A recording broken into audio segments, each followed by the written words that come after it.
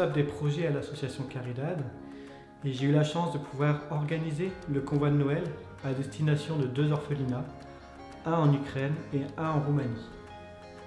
Si nous avons eu l'idée de mettre en place ce convoi, c'est tout simplement parce que nous connaissons bien ces 2 orphelinats pour les avoir aidés financièrement dans le passé et nous savons les problèmes qu'ils peuvent rencontrer pour trouver des produits hygiéniques, du matériel scolaire ou des jouets en période de Noël.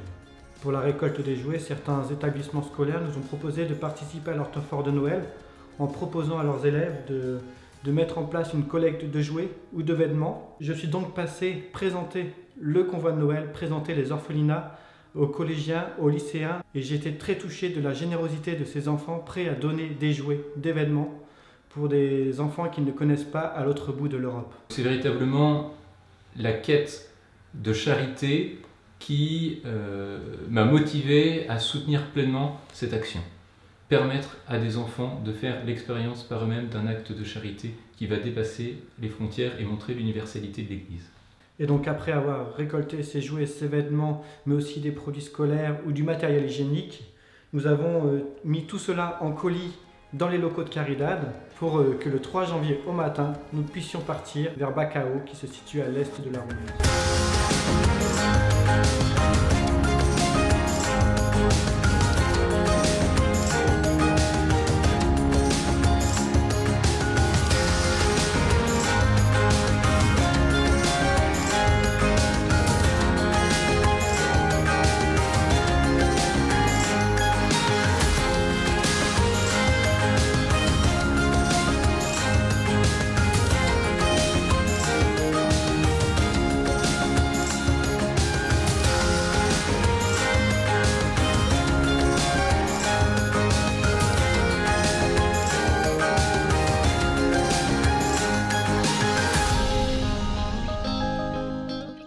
Donc c'est après 3 jours de route que nous sommes arrivés à Bacău, dans l'orphelinat de Maria Barati. Nous avons été accueillis par Sœur Bernadetta, la mère supérieure de la communauté d'assomptionnistes qui gère cet établissement. Et la première chose que nous avons faite en arrivant à l'orphelinat, eh bien, c'est de célébrer la messe.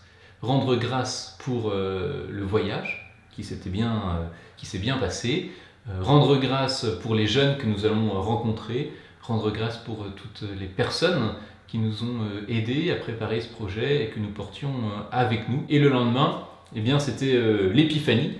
Nous avons donc participé à la vie paroissiale. Le père donc, a concélébré la messe avec le curé du village. Une fois la messe terminée, nous avons pu participer, nous avons pu assister à une tradition roumaine lors du jour de l'épiphanie. Nous avons marché jusqu'à la fontaine, quelques centaines de mètres plus loin, pour que le prêtre puisse bénir cette eau et la donner à chaque paroissien. Le temps était glacial, le père avait très froid aux mains, mais la cérémonie était magnifique et c'était vraiment une découverte pour nous. Puis ensuite nous sommes retournés à l'orphelinat. Une fois à l'orphelinat, nous avons pu déjeuner avec les enfants. Une fois que nous avons déjeuné avec les enfants, nous avons pu jouer avec eux. Un temps très agréable, puisque même s'il y a une barrière de la langue en réalité, le jeu permet un autre langage. Nous avons ensuite déchargé notre camion avec l'aide des plus grandes et des adolescents. Ils étaient tous très heureux de pouvoir nous donner un coup de main et surtout très impatients de découvrir ce qu'il y avait dans les colis. Alors à la demande de Sœur Bernadetta, la supérieure de la communauté, nous avons monté quelques colis pour pouvoir faire une distribution de jouets à ces enfants. La distribution des cadeaux qui s'est faite, alors avec une traduction, la sœur traduisait ce que nous disions aux enfants et nous avons pu voir que les enfants étaient particulièrement touchés de recevoir non pas simplement des cadeaux, mais de recevoir des présents qui leur venaient d'autres enfants qui habitent en France.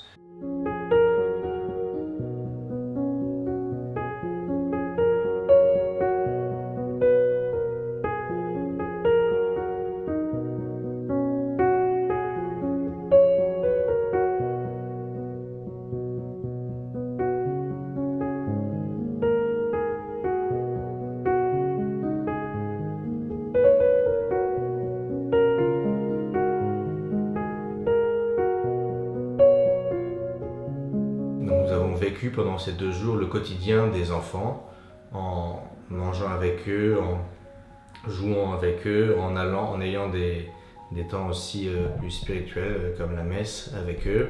Ce que je retiendrai particulièrement de notre séjour à Bacao, c'est la manière dont les jeunes se sont très rapidement ouverts à nous ont accueillis et même ont été au-delà de ça. C'est-à-dire que tout de suite, ils nous ont fait comprendre qu'on faisait partie de leur famille.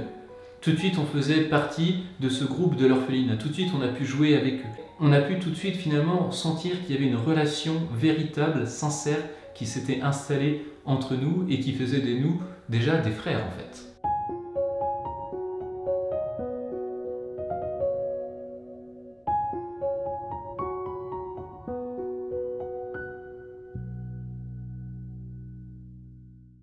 Le mercredi matin, de bonne heure, de bonne humeur, nous partons de l'orphelinat de Bacao avec le cœur plein de tout ce que nous avons vécu, à la fois heureux et en même temps déjà un peu triste de quitter les jeunes. Et nous partons en direction de Jitomir en Ukraine pour retrouver le deuxième orphelinat que nous devons visiter. Le trajet est long jusqu'à Jitomir, il doit durer environ toute la journée.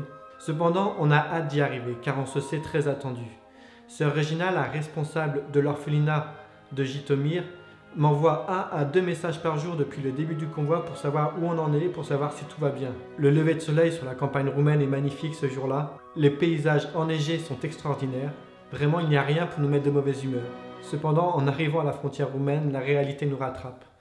L'agence de location a oublié de nous donner un papier. Et donc nous sommes obligés de patienter pendant à peu près 1 heure, à moins 14 degrés, mais c'est beau, c'est l'aventure. Finalement, les gardes-frontières roumains nous laissent passer, et nous laissant passer, nous pouvons arriver vers les gardes-frontières ukrainiens qui vérifient à leur tour bien sûr les cartons, tout est en règle, mais à nouveau, le papier manquant, cette fois-ci, pose un véritable problème. Alors arrive la responsable avec le tampon qui ne peut pas être apposé.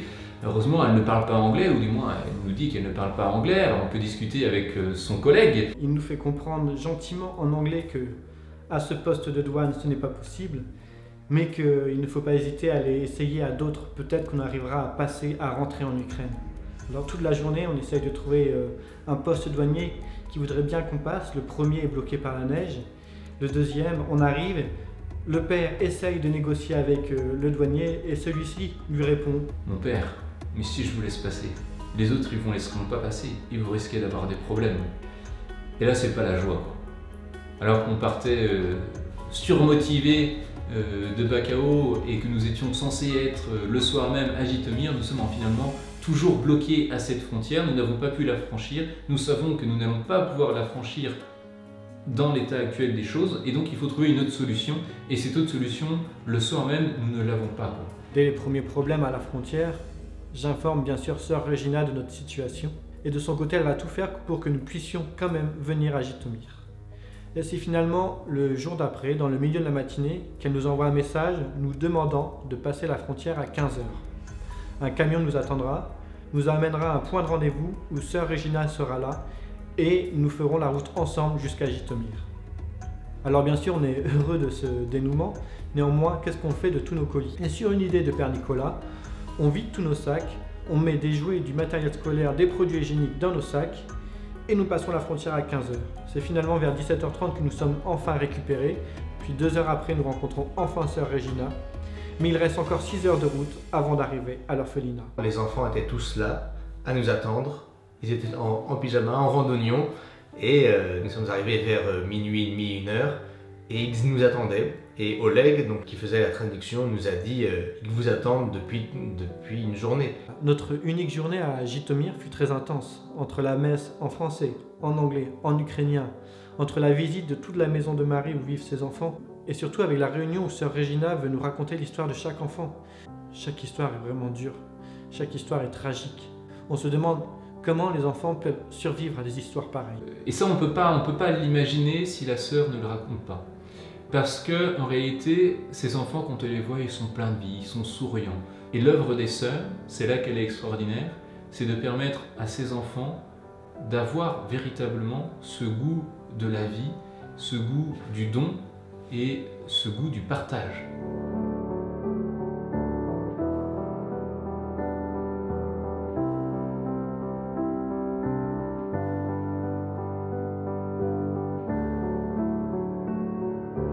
Le soir venu, tous les enfants veulent nous offrir un spectacle, Alors il y a de la gym, il y a de la danse, il y a des concours de force. Et puis à la fin de ce spectacle, on leur fait la surprise de leur offrir les jouets que nous avons apportés dans nos bagages. Alors c'est la surprise pour tout le monde, que ce soit pour les enfants mais aussi pour les sœurs. Pour elles, tout est encore dans les colis, dans notre camion à la frontière roumaine.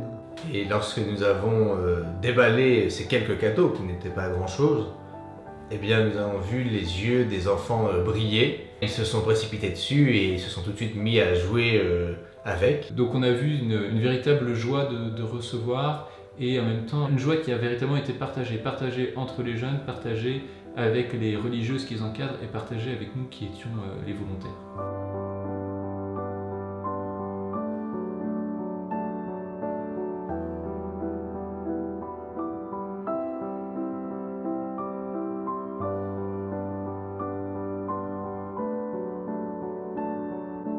Il faut déjà se dire au revoir malheureusement.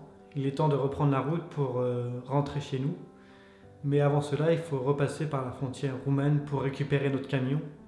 Alors c'est encore sœur Regina qui est prête à faire 8 heures de route pour nous ramener jusqu'à la frontière. Et juste avant la frontière, Anton, notre aide mystère de l'allée, est là. Car lui, son camion, contrairement à la voiture de sœur Regina, peut passer la frontière roumaine. Alors nous traversons cette frontière et nous arrivons à notre camion. Et c'est là où sœur Regina, avec l'aide d'Anton, récupère tous les colis restants pour les mettre dans le camion d'Anton.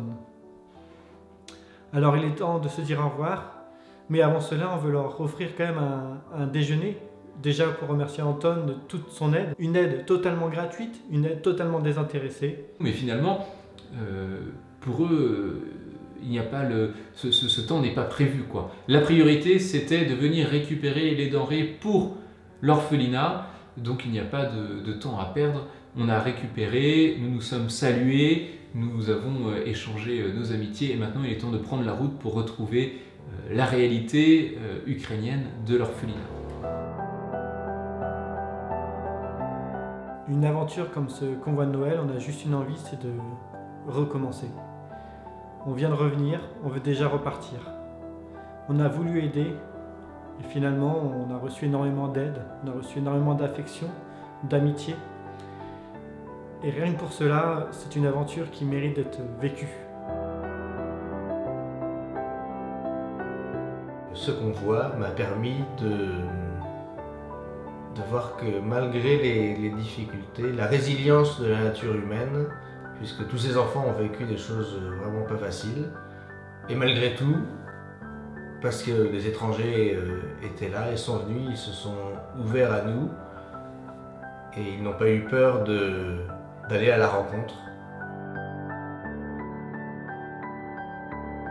Ce qui m'a le plus marqué dans ce convoi, c'est la simplicité et en même temps la profondeur des échanges qui ont pu être vécus avec les jeunes, à la fois dans la présentation qu'ils nous ont faite de leur vie, de leur lieu de vie, et dans les activités que nous avons pu partager avec eux.